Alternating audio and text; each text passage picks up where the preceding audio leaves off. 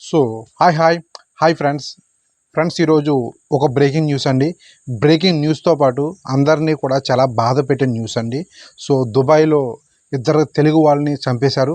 పాకిస్తానీ వాళ్ళు మత విద్వేషంతో ఇద్దరు తెలుగు వాళ్ళని అతి దారుణంగా క్రూరంగా నరికి చంపేశారండి.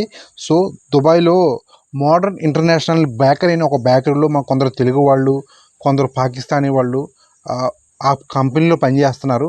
అయితే మరి వారికి ఏం జరిగిందో, వాళ్ళ మధ్య ఏమైందో తెలియదు, కానీ ఇది ఒక మత విద్వేషం చెందిన గొడవలా ఉందండి. సో ఈ పాకిస్తానీ వాళ్ళు కత్తిలు తీసుకుని వచ్చి ఇద్దరు తెలుగు వాళ్ళని నరికి చంపేశారు.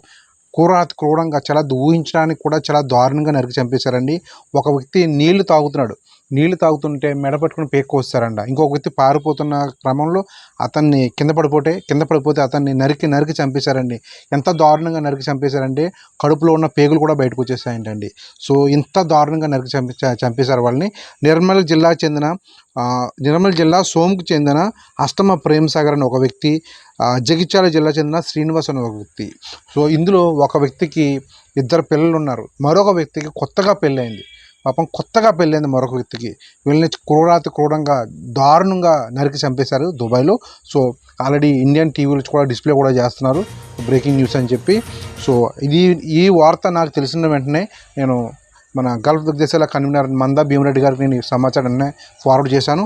సో తెలంగాణ గవర్నమెంట్ వరకు కూడా ఆల్రెడీ ఈ న్యూస్ వెళ్ళిపోయింది, టీవీ ఛానల్లో కూడా వస్తుంది. సో మరి ఏంటో, ఈ కాలం మారిపోతుంది.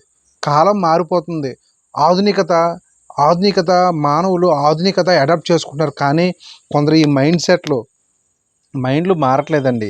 ఇప్పటికీ ఇంకా పాతకాలం మైండ్సెట్తో ఉన్నారు. దేశం కాని దేశం, భాష కాని భాష, అందరూ కూడా ఏదో బతుకుదెరువు జీవనం కోసం వెళ్ళిన దేశం. అలాంటి చోట ఈ నరుకోవడాలు, చంపుకోవడాలు ఏంటో అర్థం కావట్లేదు.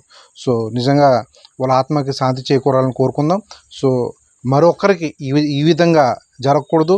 ఆ కంపెనీలో ఉన్న తెలుగువారు చాలామంది భయపడిపోతున్నారంట. కొందరు గాయపడ్డారు కూడా. ఈ నరుకుతున్న ఈ పనిలో కొందరు గాయపడ్డారంట కూడానండి.